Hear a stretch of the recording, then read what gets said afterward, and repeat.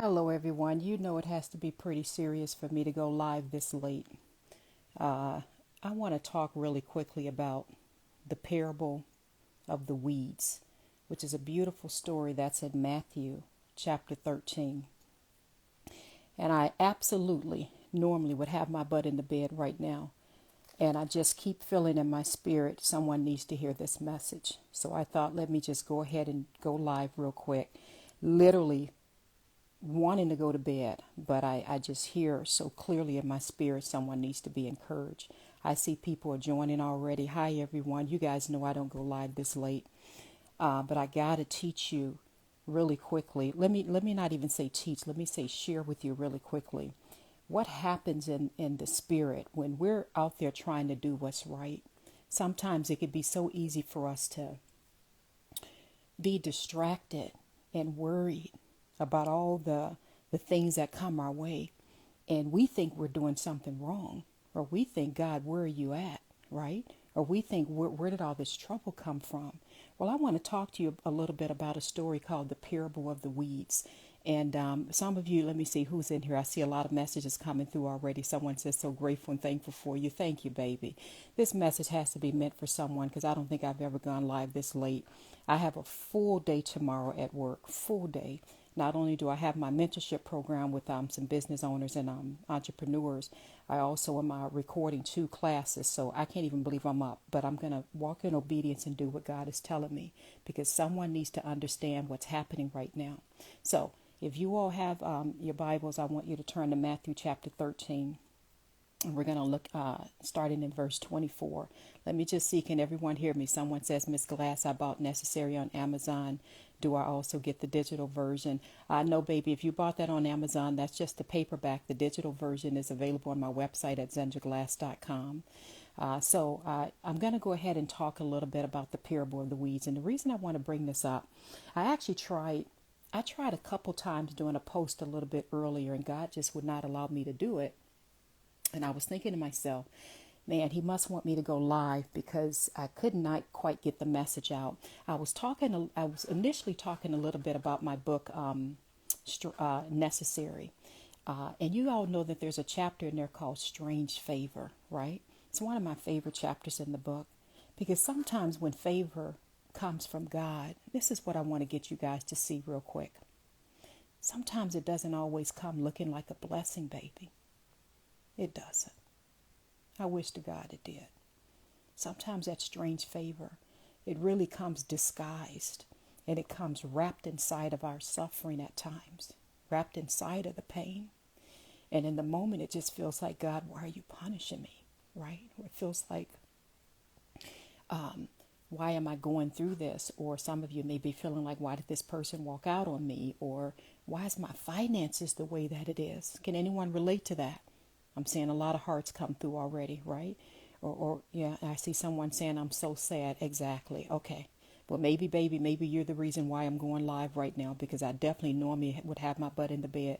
Someone says, I'm suffering, I'm in pain, going through things. Okay. So good. I'm reading through a lot of these messages. So sometimes when we're going through these hard times in life and it just seems like punishment and it just seems like, everyone else is running ahead, right? Or, why when I get out of a tough season, gosh, I'm going right back into another one. What in the world is going on? And it almost, if you're not careful, listen to me real careful because I'm not going to be live for too long. But if you're not careful, you're going to be disguising that or looking at that as a punishment. And you're going to be looking at it as though something's wrong, something's off. When are things ever going to go my way? But the strange favor of God, if you just study it out, if you just study out how he moves and what he does, whenever he comes. I mean, look at what even happened when the angel approached even Mary, and what the angel said to her when he even approached her. I mean, if you think about it, she was getting ready to get married to Joseph. Her life was getting ready to go in this direction. All of a sudden, now she's out here pregnant with a child. And by the way, this ain't, this child is conceived, through God. This child ain't conceived directly through you. Can you imagine that? Does that look like favor? Does that look like favor? Think about the story of Gideon or think about the story of Joseph. We've talked about Joseph a number of times, right? Joseph was the one where his brother sold him into slavery. Remember that? Joseph was the one that even after he was basically purchased, right, and working in like the governor's house, and one of the officials, his wife lied on him, right? Then he was thrown into prison. That don't look like favor. I think I talked about that in my book Necessary, called Strange Favor. It doesn't look like favor at all. And then when he's in prison, he helps out some people by interpreting some dreams and telling them what's going to happen. And all he said is, can you just remember me when you get out? Well, they forgot about him. Well, how in the world is that favor? How in the world is that favor when your own family don't treated you that way? When you've been thrown in jail, somebody else done went and lied on you. Now you in jail, right?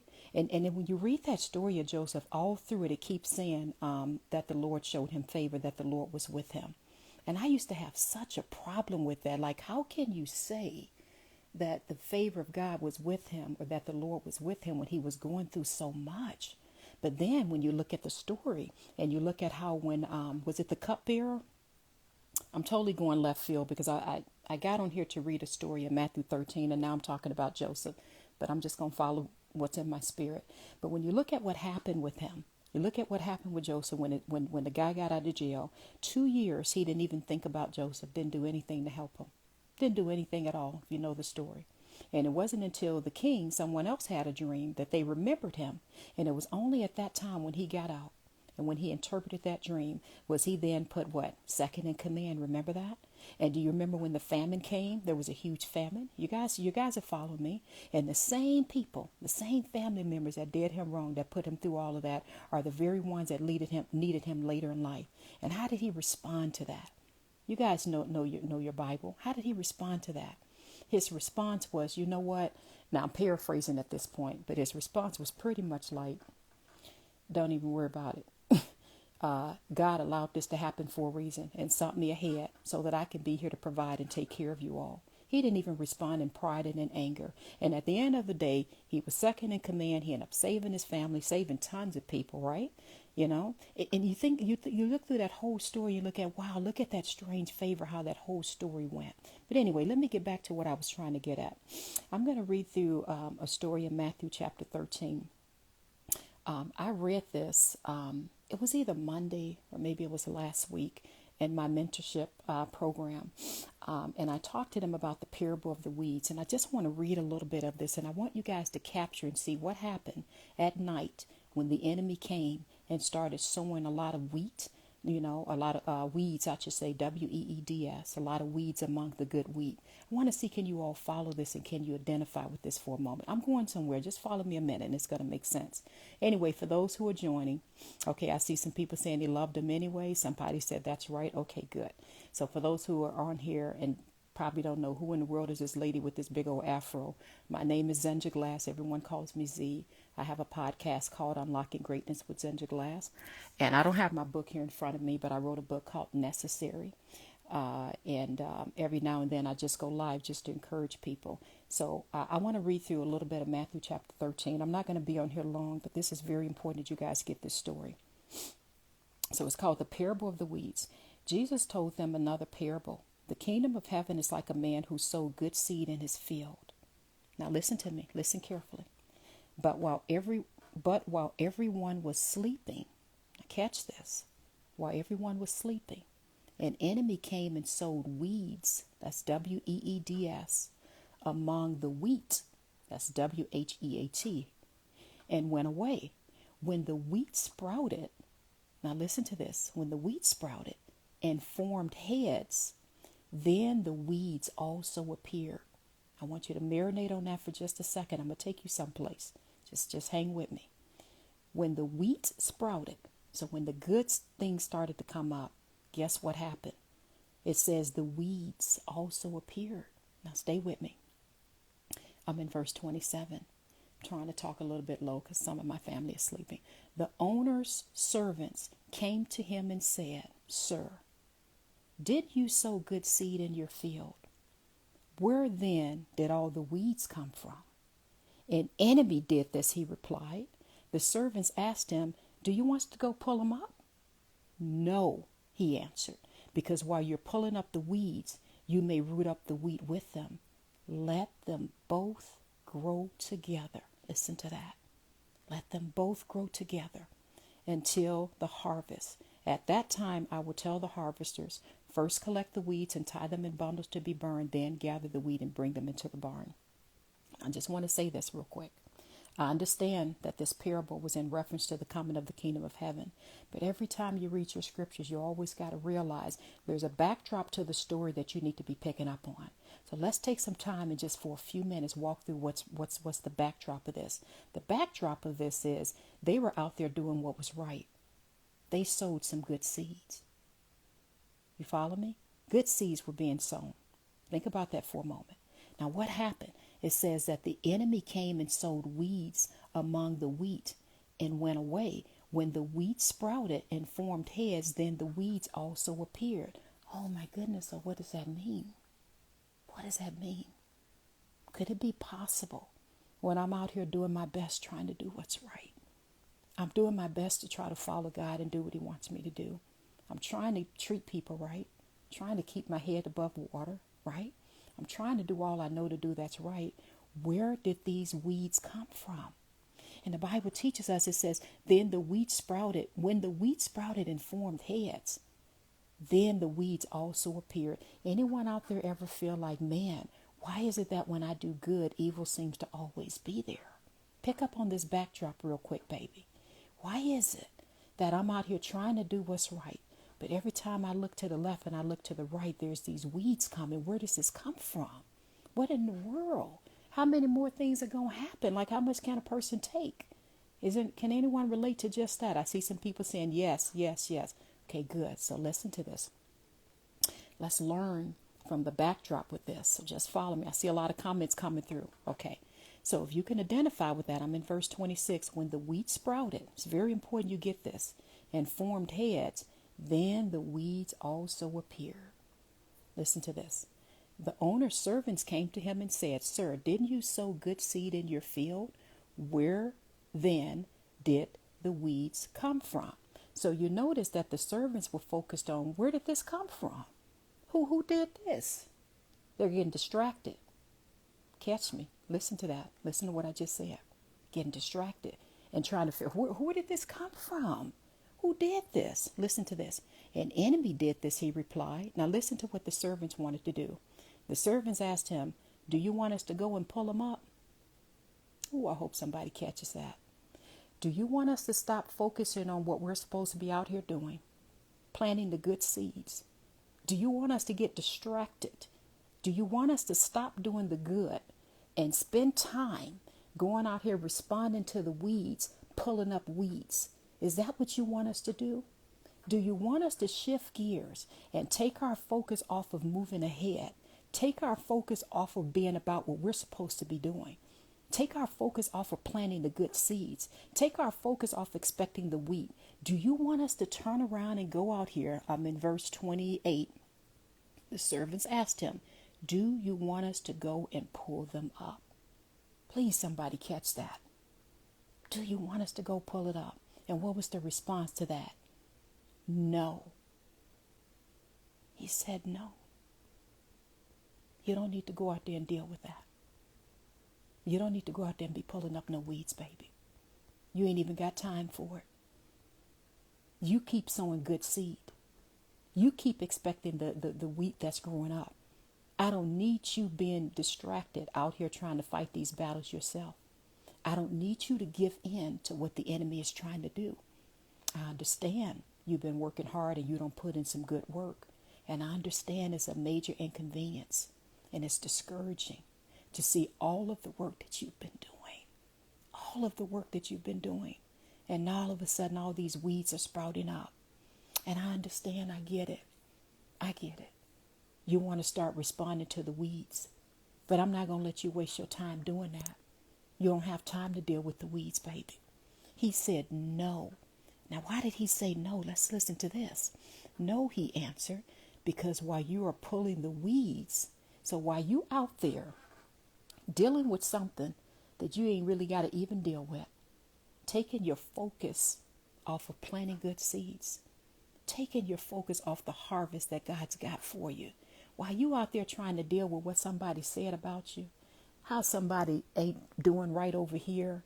Maybe this boss is tripping at work, right? Maybe the enemy don't came and attack your finances, whatever it is. While you out here being distracted and focusing on the weeds, just follow this. He said, no, he answered, because while you're pulling up the weeds, you may root up the wheat with them. Uh-oh. So in other words, while you out there fooling around responding to what the enemy has done, remember we read just a little bit earlier that at night the enemy came and sowed those weeds. While you out there fooling around, worrying and crying over what this person did or what this situation brought into your life or what's happening, you're going to mess around and pull up the good wheat, the wheat with it. In other words, you're going to mess around and mess up the blessing I already got for you. You're going to miss your turn. See, can you catch that? You're going to miss your turn. You're going to miss your harvest. You're going to miss what I'm trying to do a good work in you because you're taking the focus off of that. And now you're putting the focus over here on some mess. You don't have time for that, baby. So he says, no, don't do that. He said, and this is my favorite verse in this. He says, let them both grow together until the harvest time. Ooh, every time I read that part, it gives me chills. Let them both grow together. Oh my God. That takes such spiritual maturity to be able to sit back. Now, that don't mean you just don't do nothing and let people walk over you any kind of way. So don't take this message the wrong way. But you don't have time, to allow yourself to be distracted, to allow yourself to go off course. You don't have time to be bothered by all the things happening, baby. Sometimes, and this is what I used to teach, and I used to lead these like 30-week group sessions at my office for years. And I used to teach them, and I learned this, but I used to teach them, you have to be able to sit back and watch what's happening almost with amazement, almost with like, my goodness, you doing your very best to take me off course, but I'm not going to let it happen. You have to almost watch with amazement. He's saying in verse 30, no, let them both grow up together. So you got to be mature enough to be able to look at it and be like, this is a mess right here. But you know what? I'm going to stay my butt on focus. I'm going to stay my butt on track. I'm not about to give you the benefit. I'm not going to give you the benefit of getting my attention, taking away my creativity, making me feel down and discouraged because things don't look like the way I want it to look right now. I'm not going to give you the benefit. My sister used to teach me this years ago. I have the most amazing sister in the world. She used to teach me, she used to say, baby, you got to trick the enemy. You got to trick him. Don't respond the way he wants you to respond. You got to realize that that's throwing you off track. You keep your butt focused. And so when I look at this in verse 30, it says, let them both grow together. My God, that's powerful. You guys got to read this. It's Matthew chapter 13. It says, let them both grow together until the harvest. He says at that time, he says, I'll tell the harvesters first collect the weeds and tie them in bundles to be burned, then gather the wheat and bring it into my barn. Now, of course, he's talking about the coming of the kingdom of heaven. But look at the backdrop to that. The backdrop to that is, baby, don't waste your time. Don't waste your time with that. You don't have time. You guys, life is very short, whether you realize it or not. I talk about that in my book, Necessary, in chapter 23. That's a chapter I dedicated to my son. You all know I lost my son. And you could not have told me that would have been one of the last conversations I was going to have with him that day. And I realize how incredibly short life is. We don't have time for the distractions. We don't have time for that mess that's happening out there. Our goal is to keep our gaze straight ahead and to stay focused on what the heck we're supposed to be doing. And I don't care if it don't look like, I shouldn't say I don't care. That sounds a bit harsh. Let me say that a different way. You shouldn't be bothered if it doesn't look like what you think it should look like right now. That goes back to my book, Necessary, when I talked about that chapter called Strange Favor. That's what I'm trying to teach you, baby.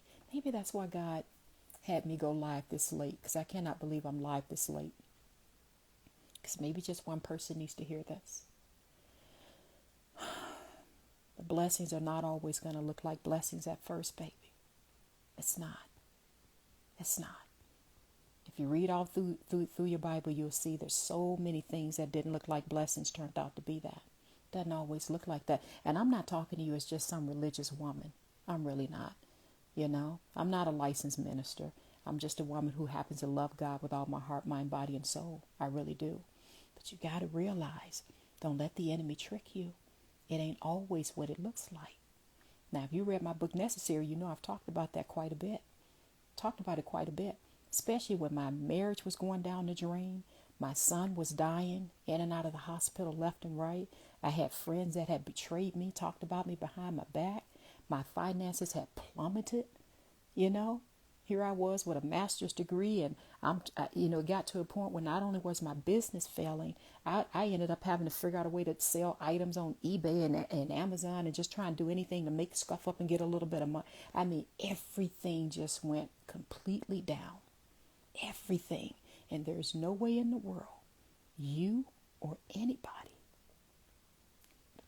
would have been able to tell me that was favor from God.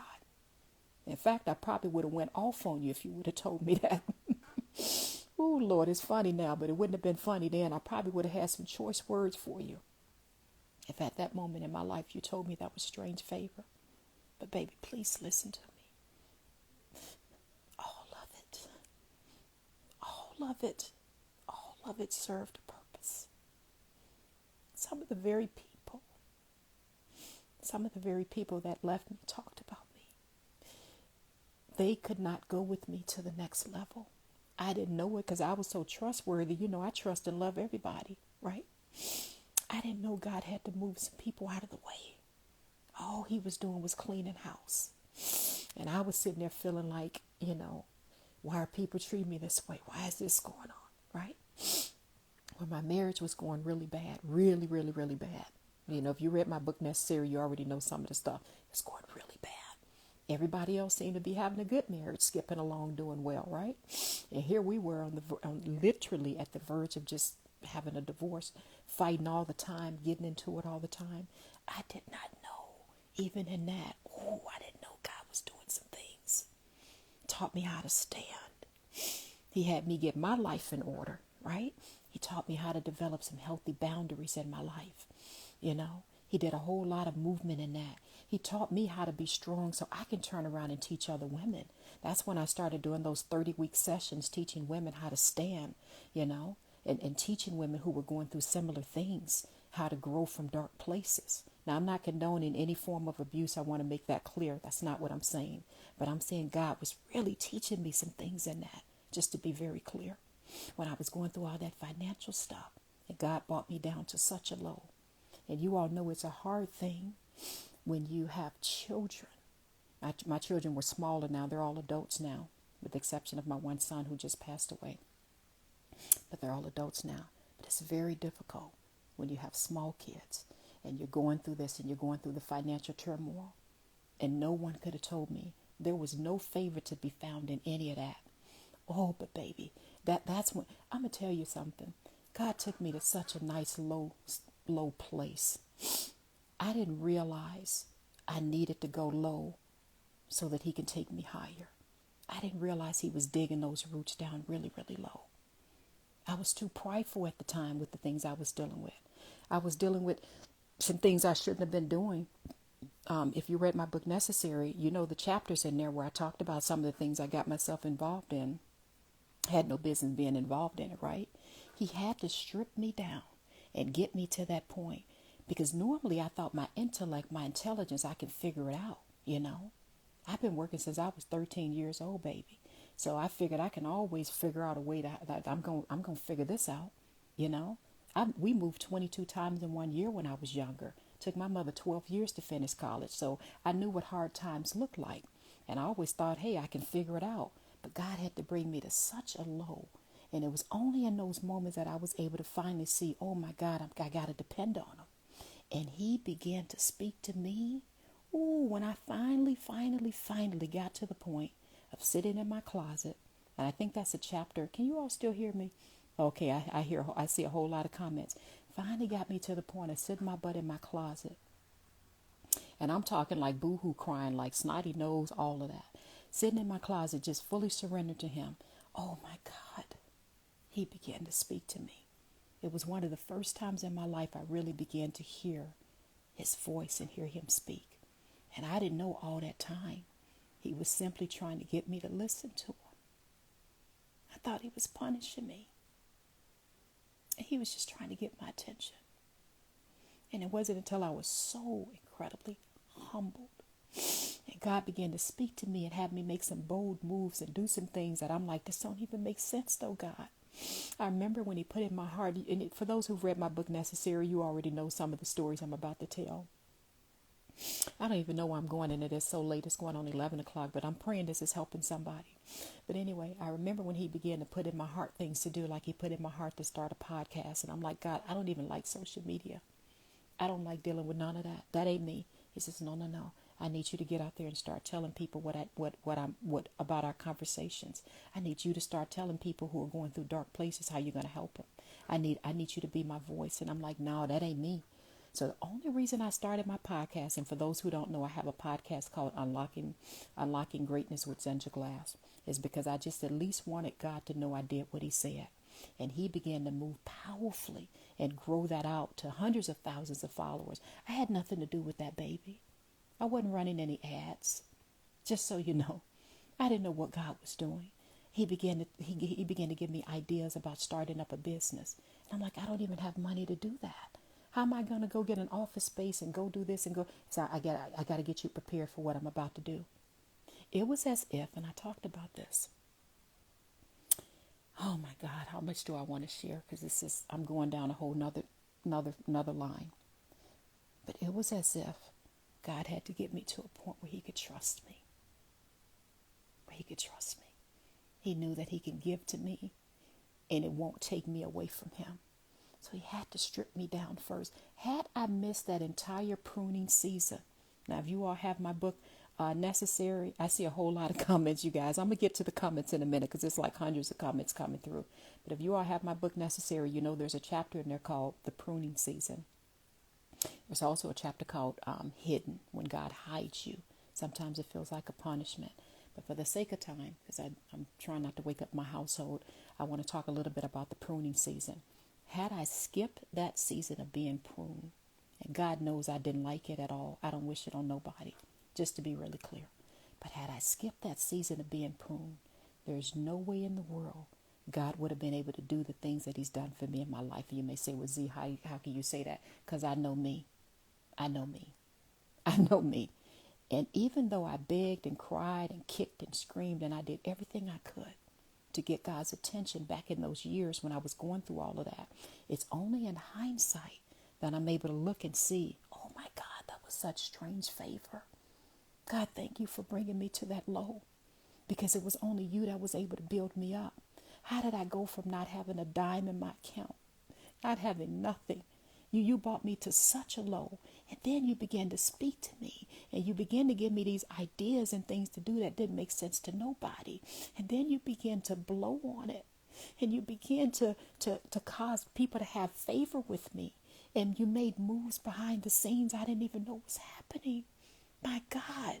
And then he began to raise me up and prune me in such a way that now I can turn around and give to others. I pray that this is encouraging somebody. I wasn't even planning on going live for this long.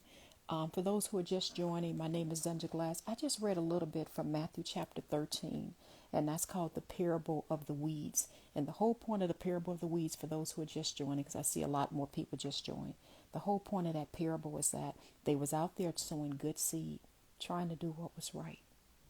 They really were. They were sowing good seeds. But an enemy came at night and sowed all these weeds among the wheat. And they were going to get distracted.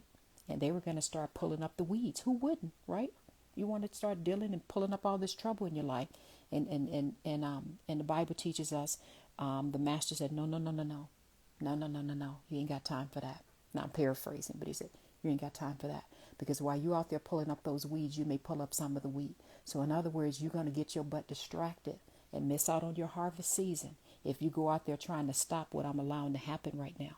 So anyway, I pray this has encouraged you all. Let me read some of these comments here. It had to have been God having me do this so late. I know this had to be for somebody. I'm seeing messages. Thank you, love. God provides, trying to do what's right. I see you, baby. There's so many comments coming through. Someone says, how can we be focused on Christ and unbothered by distractions when it's going too fast, when we're struggling with accepting Christ's identity and love for us? Oh, I wish I could really spend some time on that one. In my book, Necessary, the very first chapter is called A Letter to the Enemy, Part 1. And if you haven't read that, please, please, please, baby, read that chapter, because the enemy had me so fooled. I'm tempted. Gosh, I don't think I have my book with me. It may be out there in my car. Normally, I would read it to you real quickly. But that was the chapter where I talked about the enemy almost had me. And he was lying to me so much, I almost believed him. And it's a chapter where I'm telling him, you almost had me. You almost made me believe that God didn't love me. You almost made me believe that my prayers would always go unanswered. You almost made me give up. You almost made me feel that this is just the way my life's going to be, and God not even real, don't exist, ain't even listening to me. But the chapter goes on to talk about, oh, you played your role so well. You're such a liar. When you speak your native tongue. Your native tongue is to lie. And then I go on to talk about thank you for leaving me on my knees. Thank you for leaving me on my knees. This is a letter I wrote to the enemy, the very first chapter of my book. I said, thank you for leaving me on my knees, feeling alone and discouraged and afraid and all of those things, because it was only in that time that I was able, while I was on my knees, to look up to my Father in heaven. And when I looked up is when I noticed your strings. In other words, he's attached. I can't go into much detail with it, but the very bottom line is I thanked him, because it was only in that moment that I was able to see my Father and see that the enemy has no say-so in my destiny. So it's a very, very powerful chapter, baby. But I don't know if that's answering your question, but hopefully that helps a little bit. For those who are just joining, I'm referring to my book, Necessary. Okay, I see some people saying, yes, my God. Only one place to look when you're on your knees. That's right, Peach. You're right, baby. You're right. Someone said the devil thought he had me. He thought my life was over. He thought I would give up. He thought I had no morals. But that's when someone greater stepped. You better say it, baby. You better say it. You better say it. Okay, I'm seeing some good comments come through here. Someone said, I lost my aunt two years ago. My mom shared one of your videos with me, and I just wanted to say thank you. Oh, my God, baby, that touches my heart. Oh, I'm looking at your picture, and you're reminding me of my son, so you're going to get me crying if I keep looking at your picture. Someone said, are you a mentor? Yes, baby, I have let me just be clear. I'm not on here to sell a mentorship program. I'm here just to talk to you guys. But because you asked the question, yes, I do have a mentorship program. In fact, tomorrow at noon, I go live inside of my program to train them. But my mentorship program is at my website at zenjaglass.com. I think it's still up. Because we are going to be locking it down until we make some more changes. So maybe after tomorrow, I don't think we're going to let anyone else in, to be honest with you, for a little bit, because we're making some more changes. But anyway, let me see what else is on here. Someone says, going through hell right now with my health, but believing that God has a purpose for the pain. I'm so sorry to hear that, baby. I'm going to be lifting you in prayer. Someone says, would love to have you as a mentor. Baby, you are more than welcome to join. I think it'll still be up maybe tomorrow early morning. Probably by noon, I'm gonna have to close it down for a little bit. Maybe just for a couple of weeks or so, but I'll see. But anyway, it's at zenjaglass.com. Someone says it was the lesson about accepting God. I missed it. Okay, I'm seeing a lot of comments coming through saying, I miss you. The podcast has been my friend. When I'm down, I listen to you. That means a lot to hear you say that, baby. I definitely did not want to do it, just to be clear. But I've received so many messages. I don't know how we have the amount of followers we have now, which is absolutely amazing. But I've received so many messages from people saying it's really delivered and helped them a lot. Love you, Z. I've been trying to revoke the bad thoughts. Okay, I hear that. I got to figure out a way that I can make some of my mentorship classes live for people to see. Let me just respond to that about the bad thoughts. I've talked about this before. Oh my goodness, God, give me wisdom on how far to go into this, because I really want to respond to you, Joanne. Many times, oh my goodness, I want to go into my chapter about a letter to the enemy, because that's such a powerful chapter. Joanne, if you have my book, read that chapter called A Letter to the Enemy.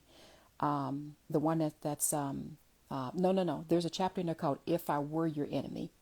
Make sure you read that chapter, because if I were your enemy talks about all the things that I would do if I were your enemy.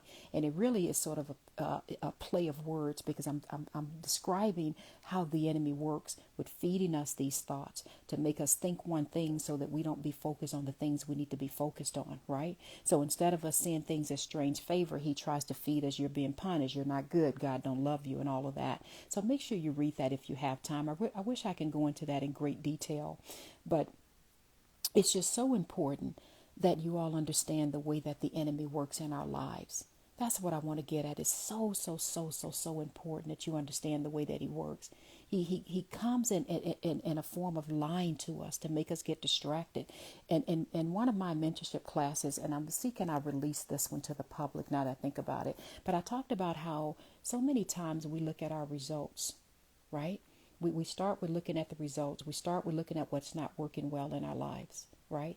And then we allow the results to determine what we're going to think in terms of what's possible. So we look at the results first. This is how we naturally do it, which we're not supposed to. But we look at the results, what's not working well. This is in one of my mindset classes I teach. But we look at the results, what's not working. And then we allow that to determine what's possible. So in other words, let me just use this as an example. I don't have any money. My finances is really bad. There's just no way I could, start a business or do anything great because people have walked out on me. I don't have the support. I don't have the finances. So now you're allowing that to determine what you get to think. And whatever you think, that's going to become a part of your feelings, right? Now you can look this up. Look up psychology reports and all of that. I'm not trying to get too deep with you, but I want to teach you a thing or two about that. So you have your conscious mind and your subconscious. So when you look at the results first, the results are then going to be determining what you think is possible. That greatly impacts your creativity, baby. That greatly impacts your mood swings. So now you're not feeling so good because you nothing looks good, right? And when that impacts your emotions and your feelings, guess what that impacts, baby? That impacts your behavior and your actions. And when your actions and behavior are matching what you're feeling, you get my point? That then is going to impact your results. So you end up in this never-ending cycle, same cycle. You look at the problem, situation, who ain't treating you right, what's not working out right in your life. You allow that to impact how you're thinking. That's going to impact your feelings, right? That's going to impact your behaviors, and you end up back with that. I'm giving you like a really short 2-minute crash course in one of my mentorship sessions that I teach. But anyway, just try to catch this. The proper way of doing that is we first start with God. So we know who the heck are we? God, who am I and who do you say I am? Remember when the angel came to Gideon and they called him a mighty warrior? And he's like, mighty warrior? He's like, are you kidding me? Like, how you call me a mighty warrior? My tribe is the least and, of the Midianites. And he's just like, where do you see mighty warrior? Well, the angel wasn't looking at who was in front of him, baby. The angel was looking at who he was going to become. I won't even get into Gideon, but you guys can read Judges chapter 6 and 7 and read that whole passage. But the whole point is that you don't start with the results. You don't start there. You start with God first and get an identification of who you are in him and who does he see you as. That's where you start. Then the second thing is you begin to think and use your creativity. You begin to expose yourself to, let me read some more books. Let me get a mentor, for example, or let me go to YouTube and watch some videos on mindset changes. Let me start exposing myself to other ideas and creativity. Then that then impacts your behavior. Your feelings, I meant to say, your emotions and your feelings. So now you're feeling a little better. Now you're feeling like, I understand. Follow me. Just follow me. I understand the situation is really bad. I understand I don't have a dime to my name. I get that. But God is telling me that I'm, that I'm going to be prosperous. God is telling me that I am an heir. God is telling me that I need to have faith and believe. Okay, now I am applying, I'm learning. Now I'm learning techniques. I'm learning things that I can do. I can write a book. I can do this. I can do that. I'm learning from other people who's been in my situation and who's won with the cards I've been dealt. Now I'm feeling better about myself spiritually, right? Now I'm applying knowledge to my intellect. I feel like, I understand I ain't got nothing, but I can make this happen, or God can make this happen for me, right? Then that impacts your behaviors and you end up with new results. Now, that was a really small crash course, Joanne, to your answer that you gave. And I don't even know if it made sense because I did it so fast. And normally that's a whole 1 hour class that I'm trying to crunch into just a minute. But hopefully that helps you to get the point. You don't start by looking at what's not right, right? You create your circumstances. You create them. And that's a whole nother subject, because many times we allow the circumstances to determine our destiny. And the circumstances actually do not get to determine our destiny, baby. It don't even get a say so. It really doesn't. You can look at it, you can be aware of it, but it ain't going to have no say so in what you're capable of doing with the help of God. So hopefully that helped you, baby. Anyway, I love you all. I pray that this has been helpful.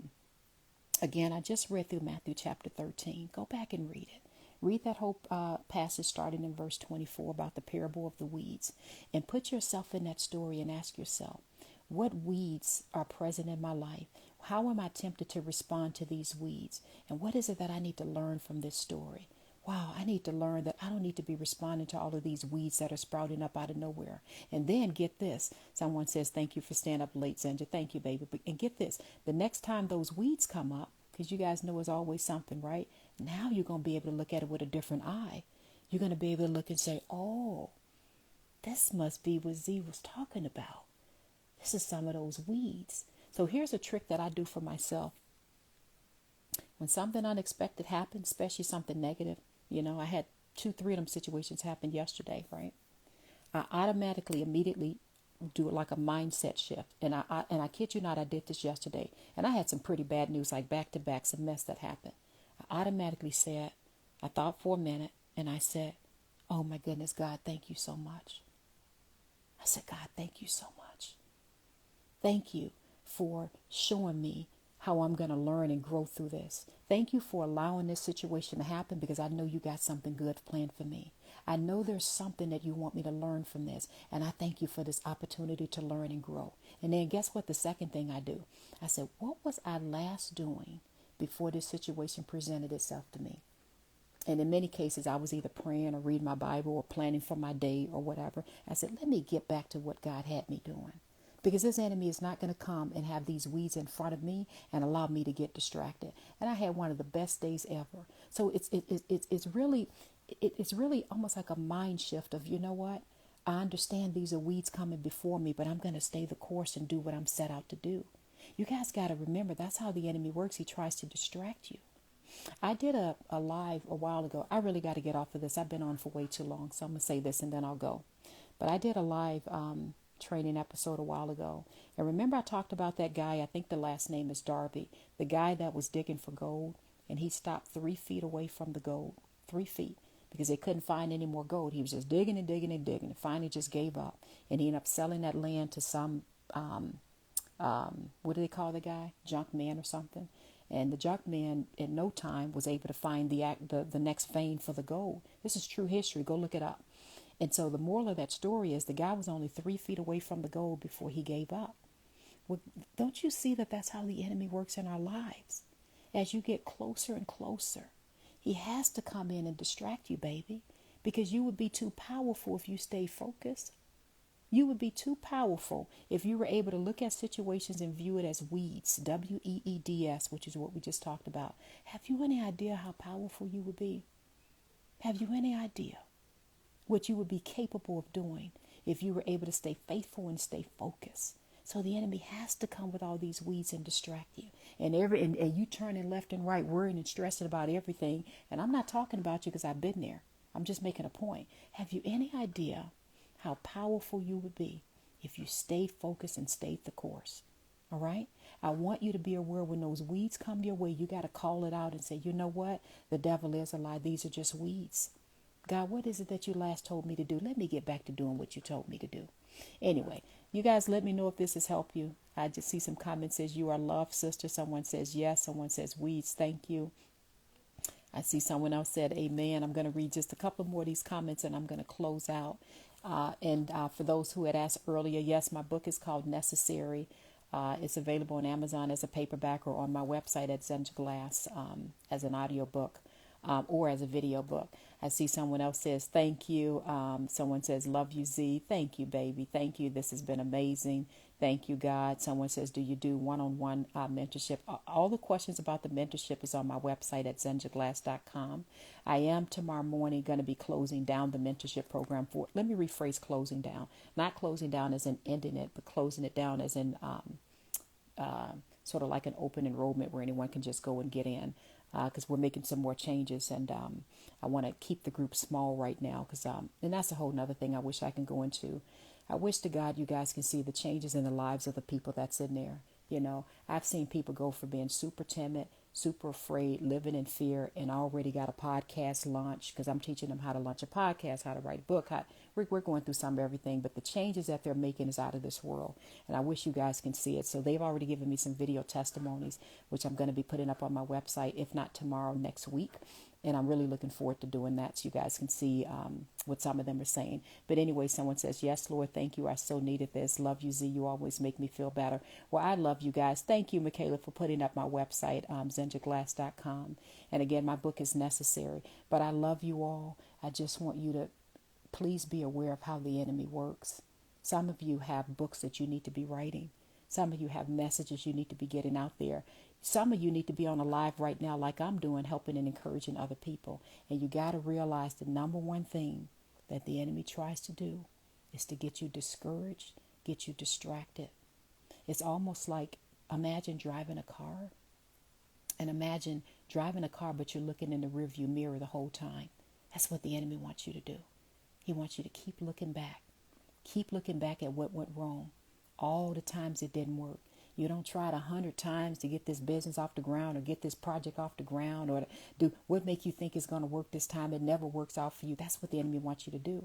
So that's like driving a car, baby, and looking in the rearview mirror the entire time. That's what that's doing. So you got to realize, where is that coming from? Where are these thoughts coming from? And here's a way of knowing this. Thank you, Diana. You said you are amazing. You're speaking to me. I have the book. Thank you, baby. Thank you, thank you, thank you. You. If you got to train yourself to be aware of where it's coming from, and you know that it's coming from God when it's uplifting God, right? When it's revealing Him.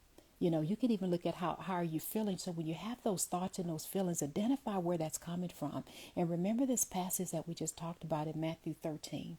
I want you to remember that passage, okay, about the weeds. And you got to be able to say to yourself, am I going to allow myself to be distracted and start pulling up these weeds?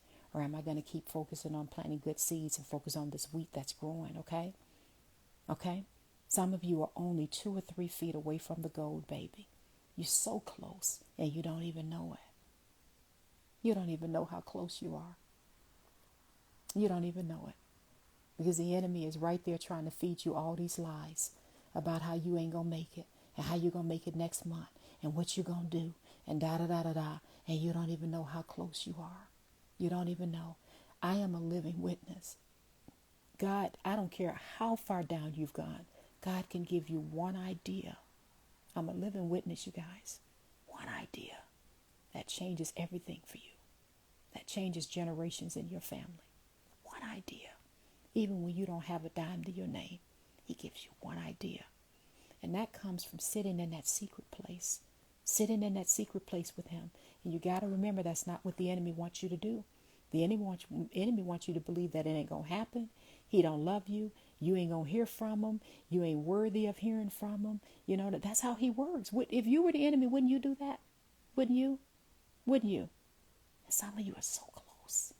I don't think I've ever gone live this late. And God just put in my spirit, and I was trying my best to go to bed. You got to get on here and speak to someone. You got to. So I'm praying to God that there's one person in this live that really needed to hear this. So your mindset is changed. Your spirit is uplifted. And you get back on that horse and you keep riding, okay? So someone says, devil thinks he's powerful, but God's power is super remarkable. Thank you for your content. You're helping so many people. Thank you, baby. Glory to Lord for your life, Zenja. You're a great woman to look up to. I love that God put you in my life. We need to switch the wealth from the weak to His children. Surely spoke to me. Thank you, Father. Yes, I needed to hear this. Amen. I love you guys. God knows I do. Someone says this was for me. Well, amen. I'm really happy to hear that. I'm praying that someone definitely needed to get this message. I cannot believe, especially with the busy day I've got tomorrow, that I'm live this late. But God put in my heart, someone needs to hear this. I'm about to do a new thing in them. I did you guys got me just talking. In one of my mentorship sessions about 2 weeks ago, this was really life changing for them. Maybe I'll try to go live again tomorrow night, because I think it's too late for me to go into it now. But I did a whole session on you can't pour new wine into old wineskins. And we talked about that passage in the Bible. When God is about to do a new thing in your life, baby, the old ways and the old you can't go along with that. A whole lot of things got to shift and change. So you go through this season, it's almost like a pruning season, and you just feel like, what in the world? What in the world? That's why I wrote that chapter, the pruning season, in my book. Because I'm like, no, this ain't favor. Get out my face talking about favor.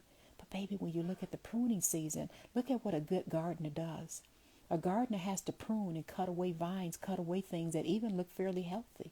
Why? So it can turn around and produce even more fruit.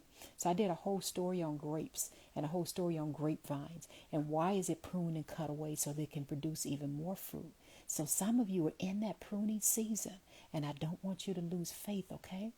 I don't want you to lose faith. I know it feels like what in the world is going on, but baby, it could be one of the best moments in your life. And I know that may sound hard to hear. I know, because when I was going through it, I would have went off on you if you would have told me that. But I'm telling you, in hindsight, it was one of the best things that could have happened to me. All that. It's one of the best things that could have happened to me. One of the best things. God revealed so much during that time. Changed my whole life around. He had to bring me low to shoot me up high. He had to get those roots to go really deep. So don't let this pain and this suffering go to waste, okay? Don't let it go to waste. All right. All right. Y'all got me crying. I got to get off of this live. I love you guys. I'll do my best to go live again tomorrow. If it's the Lord's will, let me say that. Please respond in my last post that I put. I'm going to make this post live. So as soon as this ends, I'm going to go ahead and upload it. But respond either in this one or the last one I just did, just to let me know if this helped you. So I'm going to go into there and just read your comments in a few minutes. So just respond to this post or to the last one that I posted on this platform, and let me know if this helped you. All right. I love you all. God knows I do. God knows I do. I always ask God, how can I lift you and how can I help your babies? How can I help them? So I pray that this helped you all. Someone said, we love you, Z. Thank you for spending time. All right. Love you guys. Good night. I got to get some rest. I got a full day tomorrow. I'm teaching in my mentorship session tomorrow. They're going to be waiting for me at noon on the dot because I do live training with them. And I've got 2 courses I'm recording tomorrow. One is on teaching people how to create a podcast all the way from beginning to end. And the second one is how to write and self-publish your own book from beginning all the way through the end, through promoting it. So I'm going to be busy teaching classes all tomorrow. It's going to be a lot going on. Love you guys. Love you guys. I got to go. All right. Bye-bye. How do I end this? Good night. Bye-bye, baby. You always leading and helping me. Love you, Z. Rest well. Thank you, baby. Thank you, thank you, thank you.